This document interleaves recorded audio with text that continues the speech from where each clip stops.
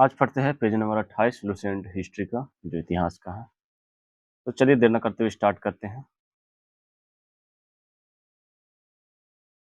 कदम वंश ने 345 से 525 ईस्वी तक कर्नाटक एवं कोंकण के बड़े हिस्सों पर शासन किया।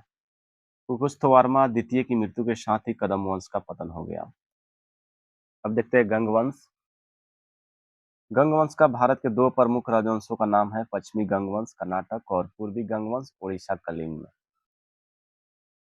अब यहाँ पे देखते हैं पश्चिमी गंग वंश जो 250 से 1004 ईस्वी। शासन क्षेत्र है प्राचीन कर्नाटक, मुख्य रूप से मैसूर और गंगवाड़ी। राजधानी इसका है प्रारंभ में कोलार कोलार, बाद में तलकाडू जो कावेरी नदी के तट पे है। अब देखते हैं संस्थापक कोंगनी वर्मन। दत्तक पुत्र पर टीका लिखने वाला गंग शासक माधव प्रथम था। पश्चिमी गंग वंश के अधिकांश लोग जैन धर्म के अनुयायी थे, लेकिन कुछ लोगों ने ब्राह्मणवादी हिंदू धर्म को भी प्रश्रय दिया था। कर्नाटक राज्य के श्रवणबेलगोला नगर में बिंदगिरी पहाड़ी पर स्थित गुम्बतेश्वर की मूर्ति का निर्माण 983 ईस्वी के आसपास पश्चिम गंगवंश के मंत्री चामुंडा राय ने करवाई थी। यहाँ हर 12 साल में महामातकाभिषेक नामक उत्सव मनाया जाता है, जिसमें मूर्ति को दूध, केसर, घी एवं शहद से स्नान करवाया जाता है। अब यहाँ पे देखिए चोलों के आक्रमण के बाद 1004 ईस्वी में इस वंश का पतन हो गया। अब देखते हैं पूर्वी गंगवंश 1028 से 1434 से 35 ईस्वी। शासन क्षेत्र कलिंग, आधुनिक ओडिशा, आंध्र प्रदेश एवं पश्चिमी बंगाल के हिस्से। राजधानी कलिंग नगर जो आधुनिक श्रीमुखलिंगम है। संस्थापक इसके थे इंद्रवर्मन प्रथम। यह अपने को त्रिकलिंगाधिपति कहता था। प्रसिद्ध कोणार्क सूर्य मंदिर का निर्माण पूर्वी गंगवंश के शासक ने किया था। अब यहाँ पे देखिए काकतीय वंश।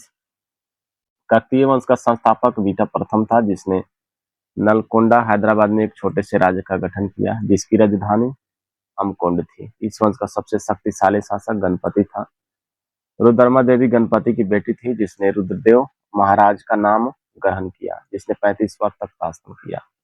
गणपति ने अपनी राजधानी वरंगल में स्थापित कर ली थी और इस राजवंश का अंतिम शासक प्रताप रुद्र 1295 से 1323 ईस्वी था। रायगज केसरी और दायगज केसरी काकतीय वंश की उपाधियां हैं। दायगज केसरी की उपाधि काकतीय राजा प्रताप रुद्र को दी गई थी।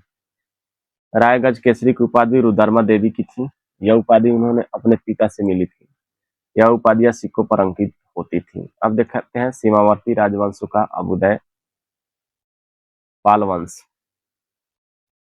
पाल वंश का संस्थापक गोपाल 750 ईस्वी था। इस वंश की राजधानी मुंगेर थी। पाल वंश बौद्ध धर्म के, विशेषकर महायान परंपरा के अनुयायी थे। गोपाल उदंतपुरी विश्वविद्यालय की स्थापना की थी। पाल वंश का सबसे महान शासक धर्मपाल था और जिसने विक्रमशिला विश्वविद्यालय की स्थापना की थी। कनौज के लिए त्रिपक्षीय संघर्ष पाल वंश, गुर्जर प्रतिहार वंश एवं राष्ट्रकूट वंश के बीच हुआ। इसमें पाल वंश की ओर से सर्वप्रथम धर्मपाल शामिल हुआ था। 11वीं सदी में गुजराती कवि सोरठल ने धर्मपाल को उत्तरापत्र स्वामी की उपाधि से संबोधित किया। सोमपुर महाविहार का निर्माण धर्मपाल ने करवाया था।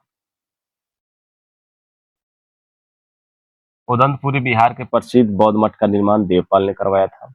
जावा के शैलेंद्रवंशी शासक बालपुत्र देव के अनुरोध पर देवपाल ने उसे नालंदा में एक बौद्ध विहार बनवाने के लिए 5 गांव दान में दिए थे। गौड़ी रीति नामक साहित्यिक विद्या का विकास पाल शासकों के समय में हुआ। अब देखते हैं सेन वंश। सेन वंश की स्थापना सामंत सेन ने 11वीं सदी के अंत में राढ़ में की थी। इसकी राजधानी नदिया लखनौती थी। सेन वंश के प्रमुख शासक विजय सेन, वलाल सेन एवं लक्ष्मण सेन थे। सेन वंश का प्रथम शासक विजय सेन था, जो शैव धर्म का अनुयायी था। दान सागर एवं अद्भुत सागर नामक ग्रंथ की रचना सेन शासक वल्लाल सेन ने की थी। अद्भुत सागर को लक्ष्मण सेन ने पूर्ण दिया था। लक्ष्मण सेन की राजसभा में गीत गोविंद के लेखक जयदेव, पवन दूत के लेखक धोई एवं ब्राह्मण सर्वस्व के लेखक हलायुध रहते थे। हलायुध लक्ष्मण सेन का प्रधान न्यायाधीश एवं मुख्यमंत्री था। विजय सेन ने देवपाड़ा में प्रद्युम्नेश्वर मंदिर, शिव की विशाल मंदिर की स्थापना की। सेन राजवंश का प्रथम राजवंश था, जिसने अपना पहला अभिलेख सर्वप्रथम हिंदी में उत्कीर्ण करवाया। लक्ष्मण सेन बंगाल का अंतिम हिंदू शासक था। अब देखिए कश्मीर के राजवंश। कश्मीर का शासन करने वाले शासक का कालक्रम से इस प्रकार है: कारकोट वंश, उसके बाद उत्पल वंश, उसके बाद लोहार वंश। 1427 ईस्वी में दुर्लभवर्धन नामक व्यक्ति ने कश्मीर के कारकोट वंश हिंदू वंश की स्थापना की। ह्वेनसांग ने उसके शासनकाल में कश्मीर की यात्रा की। कारकोट वंश का सबसे शक्तिशाली राजा ललितादित्य मुक्तापिंड था। कश्मीर का मार्तंड मंदिर का निर्माण ललितादित्य मुक्तापिंड के द्वारा करवाया गया था। कारकोट वंश के बाद कश्मीर पर उत्पल वंश का शासन हुआ। इस वंश का संस्थापक अवंती वर्मन था। अवंती वर्मन नामक नगर की स्थापना अवंती वर्मन ने की थी। अवंती वर्मन के अभियंता सुई ने सिंचाई के लिए नहरों का निर्माण करवाया। 980 ईस्वी के उत्पल वंश की रानी दीहा एक महत्वाकांक्षी शासिका हुई। उत्पल वंश के बाद कश्मीर पर लोहार वंश का शासक हुआ। लोहार वंश का संस्थापक संग्रामराज था। संग्रामराज के बाद अनंत राजा हुआ। इसकी पत्नी सूर्यमती ने प्रशासन को सुधारने में उसकी सहायता की। लोहार वंश का शासक हर्ष विद्वान कवि तथा कई भाषाओं का ज्ञाता था। कलहन हर्ष का आश्रित कवि था। जय सिंह लोहार वंश का अंतिम शासक था, जिसने 1128 ईस्वी से 1155 ईस्वी तक शासन किया। जय सिंह के शासन के साथ ही कलहन की राजतरंगिणी का विवरण समाप्त हो जाता है। अब देखिए कामरूप का वर्मन वंश।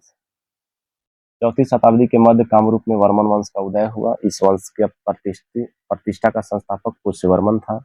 इसकी राजधानी प्रयाग ज्योतिष नामक स्थान पर थी। कालांतर में कामरूप पाल साम्राज्य का एक अंग बन गया। मिलते हैं अगला पेज में।